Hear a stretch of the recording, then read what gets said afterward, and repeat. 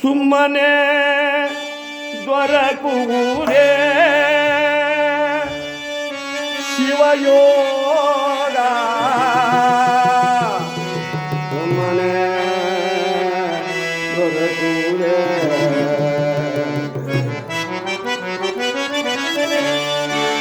ಸುಮ್ಮನೆ ದೊರಕುವುದೇ ಶಿವಯೋಗ.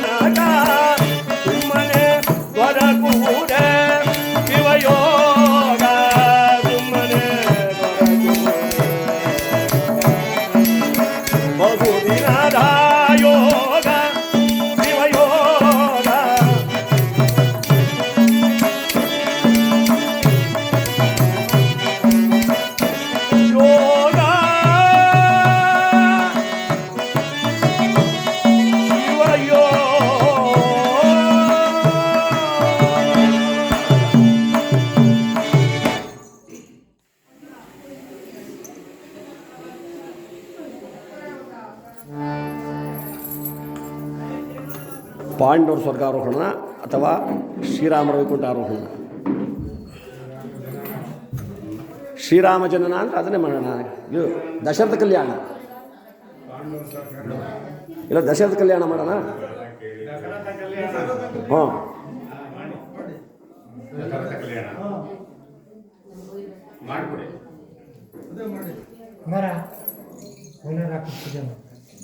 ಎಲ್ಲರ ಹಪ್ಪಣೆ ಮೇರೆಗೆ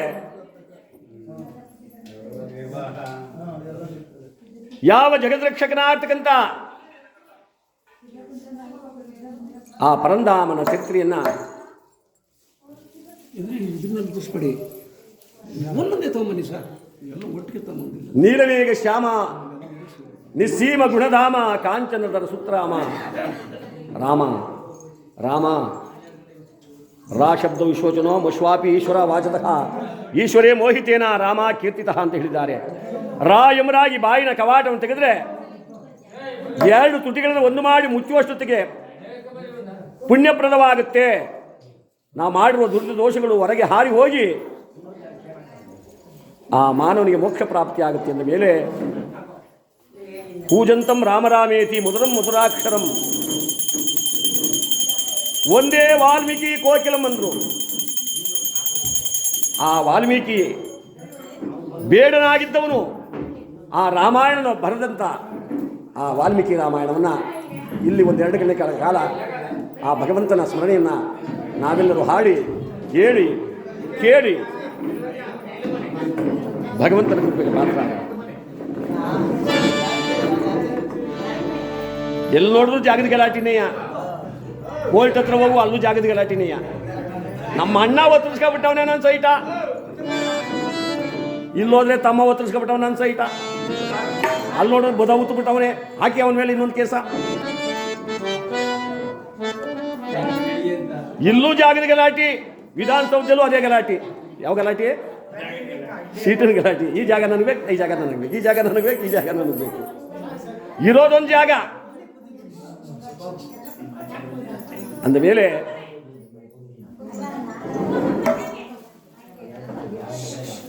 ಕಥಾಭಾಗವನ್ನು ಶುರು ಮಾಡಿದ ಮುಂಚೆ ನನ್ನ ಪರಮಪೂಜ್ಯ ವಿದ್ಯಾಗುರುಗಳಾದ ದಿವಂಗತ ಕೆ ಎಸ್ ಮಹದೇವ ಶಾಸ್ತ್ರಿಗಳ ಚರಣಾರವಿಂದಕ್ಕೆ ನನ್ನ ವಂದನೆಯನ್ನು ಸಮರ್ಪಣೆ ಮಾಡಿ ಕಥಾಭಾಗವನ್ನು ಪ್ರಾರಂಭ ಮಾಡಿದೆ.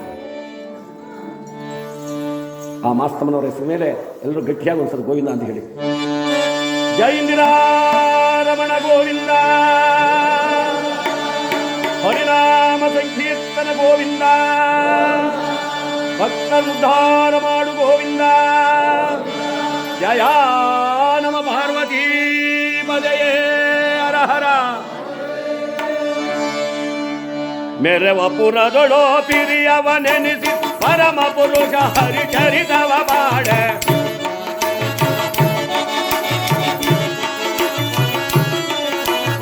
ಆಡಿ ಪುಗಳ ರತಿ ಮೋದವೆನಿಸುವುದು ಸುರತಿರವಾಗಲು ಸಾಧಕವೋ.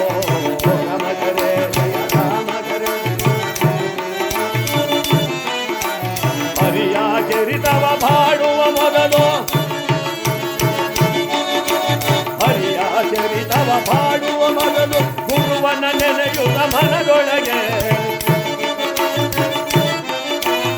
ಅನುನಯದಿಂದಲಿ ಬೇಡುತ್ತ ಅವನ, ಅನುನಯದಿಂದಲಿ ಬೇಡುತ್ತ ಅವನ ಬಾಳಿಪುಗಳ ಕೊಂಡಾಡಿಪುದೋ. ನಮಗರೇ ಜಯ ರಾಮ ರಾಮ ಜಯ ರಾಮ ಘರೇ, ರಾಮ ರಾಮ ಜಯ ರಾಮ ಘರೇ, ರಾಮ ಘರೇ ಜಯ ರಾಮ ಘರೇ, ರಾಮ ಘರೇ ಜಯ ರಾಮ.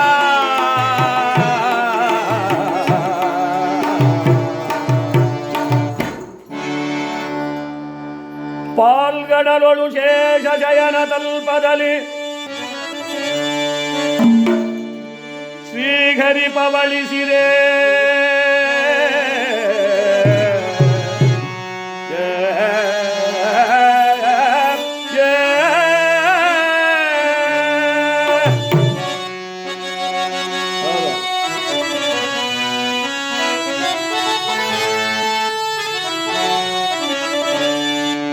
ಪಾಲ್ಗಡಲೊಳು ಶೇಷ ಶಯನ ತಲ್ಪದಲ್ಲಿ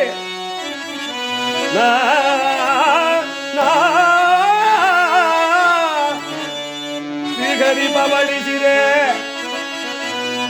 ಲಕ್ಷ್ಮಿ ಪಾದ ಸೇವೆಯ ಜೈರೆ.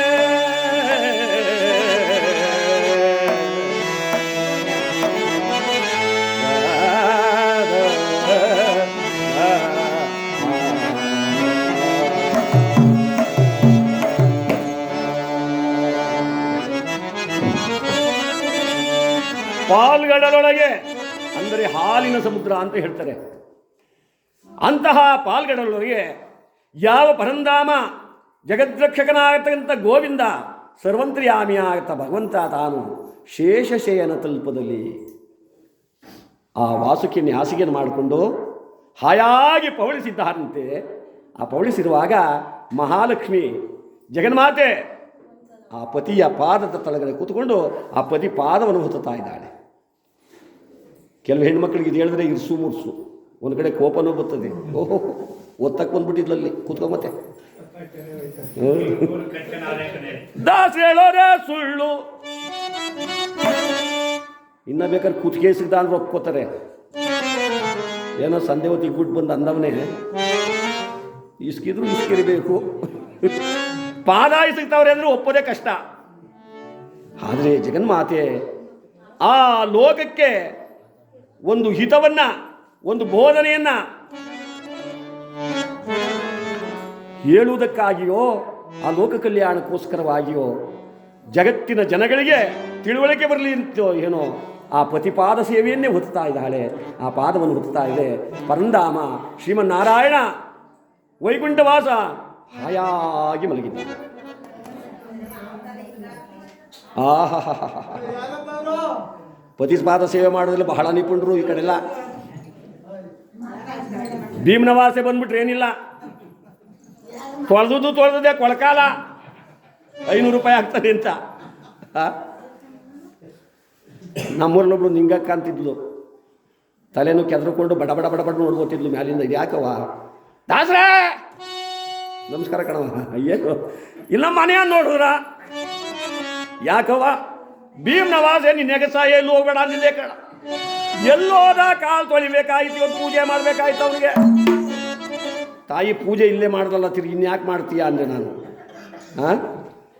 ಆ ರೀತಿ ಪೂಜೆ ಅಲ್ಲ. ದೇವಾನುದೇವತೆಗಳು ಯಕ್ಷ ಕಿನ್ನರ ಗರುಡ ಗಂಧರ್ವರಾದಿಯಾಗಿ 300 ಕೋಟಿ ದೇವತೆಗಳು 14 ಲೋಕಗಳು ಕೂಡ ನೋಡುವಂಥ ಪೂಜೆ ಆ ಮಹಾತಾಯಿ ಮಾಡ್ತಕ್ಕಂಥ ಪೂಜೆ. ಎಲ್ಲ ಋಷಿಮಣಿಗಳು ಜ್ಞಾನಿಗಳು ಹೇಳ್ತಾರಂತೆ, ಏನು ಧನ್ಯಳೋ ಲಕ್ಷ್ಮಿ ಎಂತಮ್ಮಳೋ, ಏನು ಧನ್ಯಳೋ ಲಕ್ಷ್ಮಿ ಎಂತಮ್ಮಳೋ, ತಾನು ರಾಗದಿಂದ ಹರಿಯ ತಾನೇ ಸೇವಿಸಿ ಸುಖಿ ಸುಖಿಗಳೋ.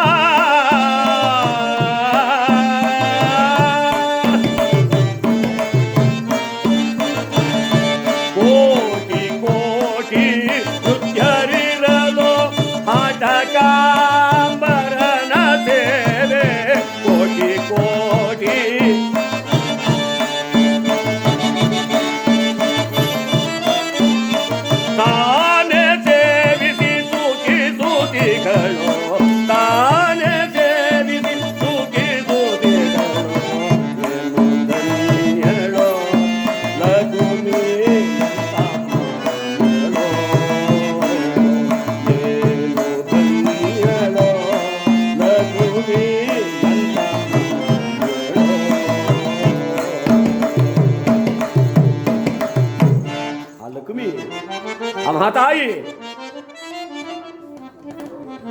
ಅದೇನು ಧನ್ಯಳು, ಅದೇನು ಪುಣ್ಯ ಮಾಡಿದ್ದು.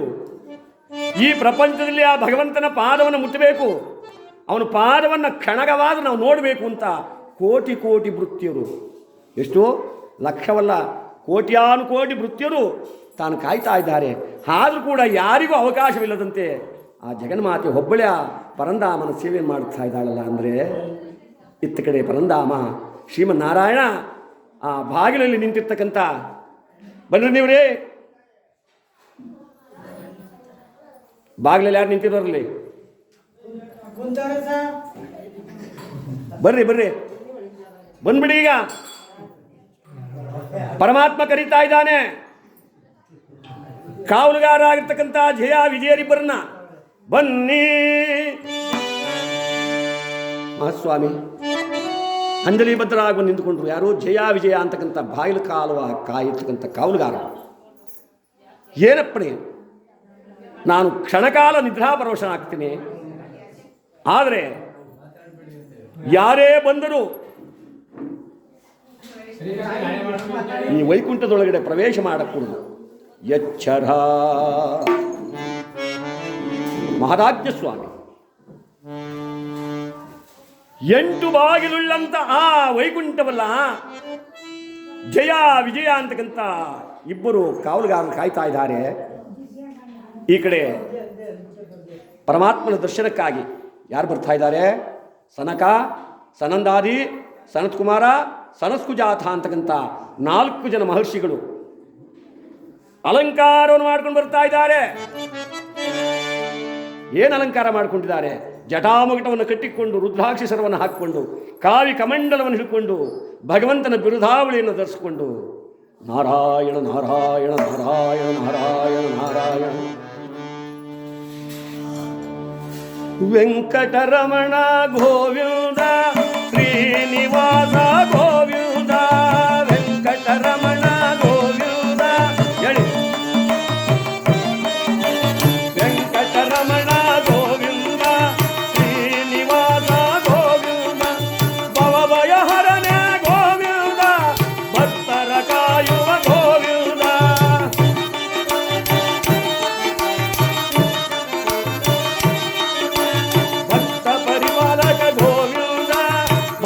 ಜನೋದ್ಧರ ಗೋವಿಂದ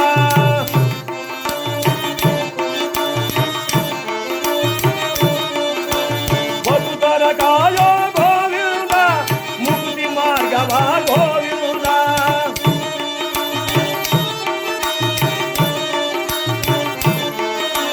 ಗೋವಿಂದ ಹರಿ ಗೋವಿಂದ ಗೋಕುಲ ನಂದನ ಗೋವಿಂದ ಗೋವಿಂದ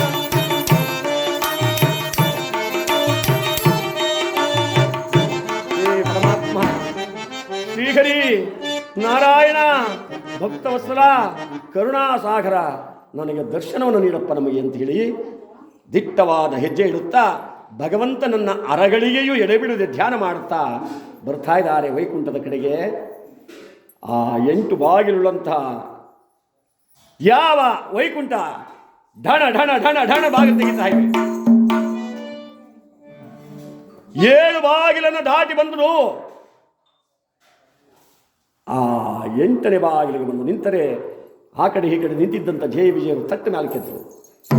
ನಿಲ್ಲಿ ಸ್ವಾಮಿ, ಯಾಕಪ್ಪ? ಹರಿಯ ದರ್ಶನಕ್ಕಾಗಿ ನಾವು ಹೋಗ್ತಾ ಇದ್ದೀವಿ, ನಮ್ಮನ್ನು ತಡೆಯಬಾರದು. ದೇವರ ದರ್ಶನಕ್ಕೆ ಹೋಗ್ತಕ್ಕಂಥವ್ರನ್ನ, ಪುಣ್ಯ ಕಾರ್ಯಕ್ಕೆ ಹೋಗ್ತಕ್ಕಂಥವ್ರನ್ನ, ಒಂದು ಮಂಗಳ ಕಾರ್ಯಕ್ಕೆ ಹೋಗ್ತಕ್ಕಂಥವ್ರನ್ನ, ಒಂದು ಮದುವೆ ಕಾರ್ಯಕ್ಕೆ ಹೋಗ್ತಕ್ಕಂಥವ್ರನ್ನ ಯಾವತ್ತೂ ಅಡ್ಡಗಟ್ಟಬಾರ್ದಪ್ಪ. ನಿಮಗೆ ಆ ನೀತಿ ತಿಳಿಯದೆ ಭಗವಂತನ ಸನ್ನಿಧಿಯಲ್ಲಿ ನೀವು ಕಾಲ ಕಳೀತಾ ಇದ್ದೀರಿ. ಬಿಡಿ ದಾರಿಯನ್ನ ಮಹಾಸ್ವಾಮಿ, ಅನ್ಯತಾ ಭಾವಿಸಬಾರದು. ನಾವು ಭಗವಂತನ ಆಜ್ಞಾಧಾರಕರೇ. ಪರಮಾತ್ಮ ನಿದ್ರಾಪುರುಷನಾಗಿದ್ದಾನೆ. ಕ್ಷಣಕಾಲ ಒಳಗಡೆ ಯಾರನ್ನು ಬಿಡಬಾರದು ಅಂತ ಕಟ್ಟಪ್ಪಣೆ ಮಾಡಿದ್ದಾನೆ. ದಯಮಾಡಿ ಈ ದಿನ ದರ್ಶನವಿಲ್ಲ, ಹಿಂದಕ್ಕೆ ಹೋಗಿ ನಾಳೆ ಬನ್ನಿ. ಹರಿಯ ದರ್ಶನವಗೈದ ಹಿಂದೆ ಹೋಗೆವೋ, ಹರಿಯ ದರ್ಶನವಗೈದ ಹಿಂದೆ ಹೋಗೆವೋ, ಬೇಡಿಕೊಂಡೆ ನಿಮ್ಮನೀಗ ದಾರಿ ಬಿಡಿರಿ, ಅಯ ಬೇಡಿಕೊಂಡೆ ನಿಮ್ಮನೀಗ ದಾರಿ. ಹರಿಯ ದರ್ಶನವನ್ನು ಗೈದೆ ನಾವು ಇವತ್ತು ಹಿಂದಿರುಗಿ ಹೋಗಲ್ಲಪ್ಪ. ಬಿಡಿ ದಾರಿಯನ್ನ. ಜಲಜನಾಭ ಒಳಗೆ ಈಗನು ದಾರಿ ಬಿಳೆವಯ್ಯ, ಜಲಜನಾಭ ಒಳಗೆ ಈಗನು ದಾರಿ ಬಿಳೆವಯ್ಯ, ಸಾರಿ ಹೋಗಿ ಇಂದು ನೀವು ದಾರಿ ಕಾಣರು, ಸಾರಿ ಹೋಗಿ ಹಿಂದೆ ನೀವು ದಾರಿ ಬಿಳೆವು, ಅಯ್ಯ ದಾರಿ. ನಾವು ದಾರಿ ಬಿಡಲು ಸಾಧ್ಯವಿಲ್ಲ. ಹಿಂದಕ್ಕೆ ಹೊರಡಿ ಎಂದರೆ ಏನು? ಸದಾ ಕಾಲದಲ್ಲಿಯೂ ಅಂತರಾಳದಲ್ಲಿ ಭಗವಂತನನ್ನು ನಾವು ಧರಿಸಿಕೊಂಡು ಪೂಜೆ ಮಾಡುವ ನಮ್ಮಂತಹ ಭಕ್ತರಿಗೆ ಈ ವೈಕುಂಠದಲ್ಲಿ ಕಟ್ಟಪ್ಪಣಿಯೇ. ಎಲ್ಲ ಸೇವಕರೇ, ಬಿಡಿ ದಾರಿಯನ್ನ. ಆ ಸೇವಕರಿಗೆ ಜಯ ವಿಜಯನಿಗೆ ಕೋಪ ಬಂತು. ಎಲ್ಲ ಬಡಜೋಗಿಗಳ, ನಮ್ಮನ್ನೇ ಧಿಕ್ಕರಿಸಿ ಮಾತನಾಡ್ತಾ ಇದ್ದೀರಾ. ಮುಂದಕ್ಕೆ ಇನ್ನೊಂದೆಜ್ಜೆನಾದರೂ ಇತ್ತಿದೆಯಾದರೆ ನಿಮ್ಮನ್ನು ಕುತ್ತಿಗೆ ಹಿಡಿದು ಭೂತಳಕ್ಕೆ ಹೋಗುವಂತೆ ತಳ್ಳಿಬಿಡ್ತೀವಿ ನೋಡಿ. ಏನು, ನಮ್ಮನ್ನು ಭೂತಳಕ್ಕೆ ತಳ್ತೀರಾ? ತಳ್ಳಿ ನೋಡೋಣ ಅಂತ ಹೆಜ್ಜೆ ಇಟ್ಟರು. ಅಹಂಕಾರ ಪೂರಿತರಾದ ಜಯ ವಿಜಯರಿಬ್ಬರು ಕೂಡ ಯಾವ 4 ಜನ ಮಹರ್ಷಿಗಳ ಕುತ್ತಿಗೆ ಕೈ ಹಾಕಿ ಝಾಡಿಸಿ ತಳ್ಳಿಬಿಟ್ಟು ತಲೆ ಕೆಳಗಾಗಿ ಬಿದ್ದರಂತೆ. ಕಣ್ಣುಗಳು ಕೆಂಡದಂತಹ ಮಹರ್ಷಿಗಳು ಸಾಮಾನ್ಯದವರೇ. ಪಡಬಡ ದುರುಳರ ನೀವು,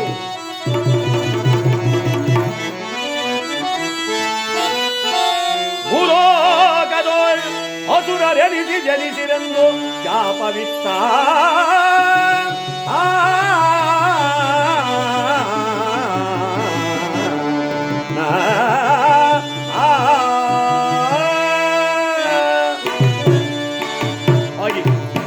ಭೂಲೋಕದಲ್ಲಿ ರಾಕ್ಷಸರಾಗಿ ಹುಟ್ಟಿ ಅಂತ ಶಾಪವನ್ನು ಕೊಟ್ಟಂತಹ ಮಹರ್ಷಿಗಳು ಒಂದು ಅರಗಳಿಯೂ ನಿಲ್ಲದಂತೆ ದಡ ದಡ ದಡ ದಡ ದಡ ನೋಡ್ಬಿಟ್ಟು ಅಗ್ನಿ ಹುಟ್ಟಿದ ಸ್ಥಳವನ್ನು ನಾಶ ಮಾಡುವಂತೆ ಅಹಂಕಾರ ಹುಟ್ಟಿದಂತಹ ಯಾವ ಜಯ ವಿಜಯರು ಆ ಕ್ಷಣದಲ್ಲಿ ಅವರಿಗೆ ತಪ್ಪಿನ ಅರಿವಾಗಲಿಲ್ಲ. ಮೊದಲೇ ಗಾದಿ ಹೇಳ್ತಾರಲ್ಲ, ಕೆಟ್ಟ ಮೇಲೆ ಬುದ್ಧಿ ಬತ್ತು, ಹಟ್ಟ ಮೇಲೆ ದಗದಾಗ ನುರಿತದೆ. ಹಾಗೆ ಮನುಷ್ಯ ಕೆಟ್ಟಾಗಲೇ ಅವನಿಗೆ ಬುದ್ಧಿ ಆಲೋಚನೆ ಒಳ್ಳೆಯದೆಲ್ಲ ಗೊತ್ತಾಗೋದು, ಅರಿವಾಗ್ಬಿಡ್ತು. ಓಡೋಡಿ ಬರ್ತಾರೆ ಒಳಗಡೆ. ಆ ಶ್ರೀಹರಿಯ ಪಾದವನ್ನು ತಪ್ಪಿಕೊಂಡು ಗೋಳಾಡುತ್ತಾ ಇದ್ದಾರೆ. ಹಾ ವಿಧಿ ವಿಧಿ ಮುನೀಶ